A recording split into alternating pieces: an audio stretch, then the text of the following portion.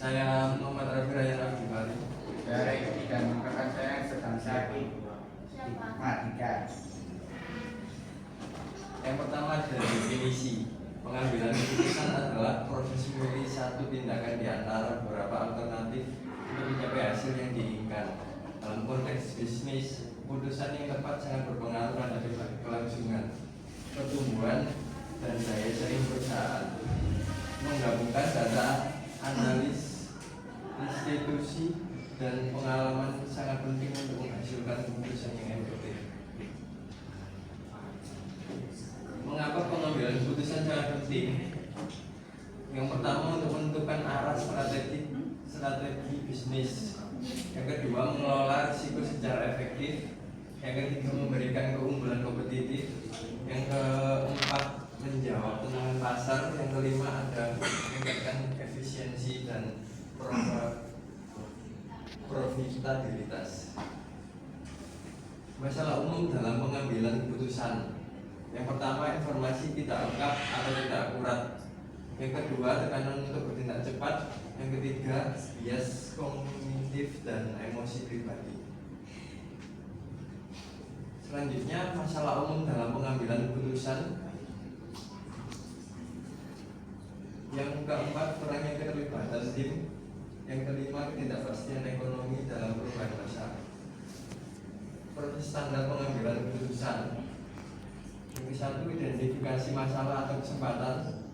Yang kedua, kumpulkan informasi yang relevan. Yang ketiga, kembangkan alternatif solusi. Yang keempat, analisis dan evaluasi alternatif. Yang kelima, pilih solusi terbaik.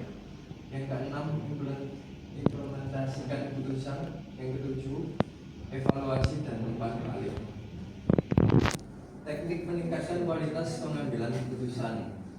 Analisis SWOT, yaitu memahami kekuatan, kelemahan, peluang, dan ancaman.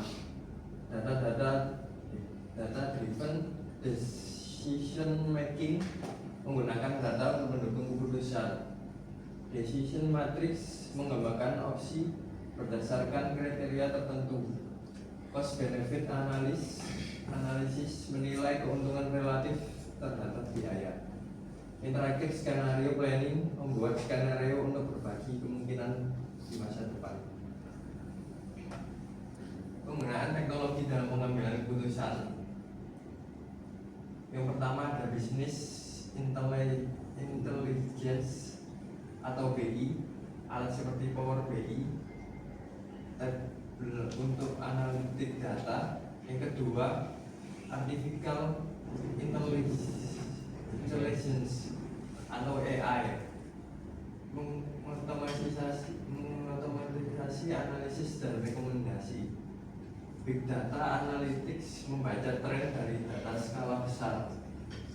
Decision support system atau DSS, sistem pendukung keputusan berbasis komputer.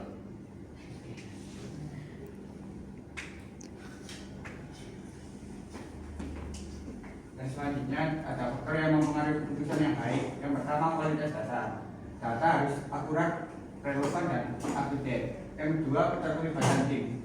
Perspektif beragam menghasilkan keputusan lebih komprehensif. Yang ketiga, pengalaman intuisi, menggunakan pengalaman masa lalu dengan cerdas. Yang keempat, waktu yang tepat, memutuskan dalam waktu yang optimal, tidak terlalu cepat atau lambat. Kesimpulan dari presentasi saya dari kami, dengan mengikuti prinsip-prinsip ini, perusahaan dan umpan balik untuk pengambilan keputusan.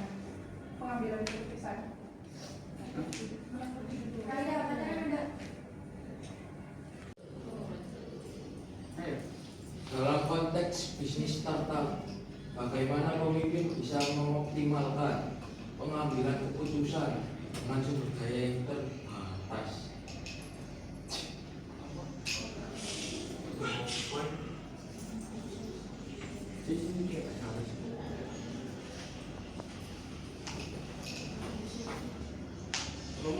data dan teknologi.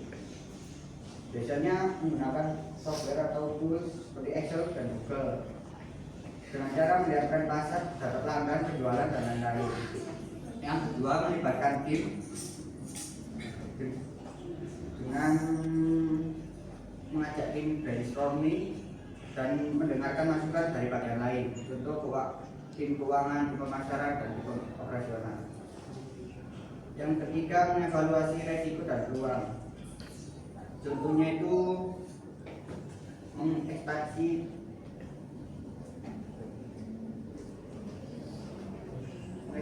resiko modal tinggi, jadi harus dipertimbangkan secara matang.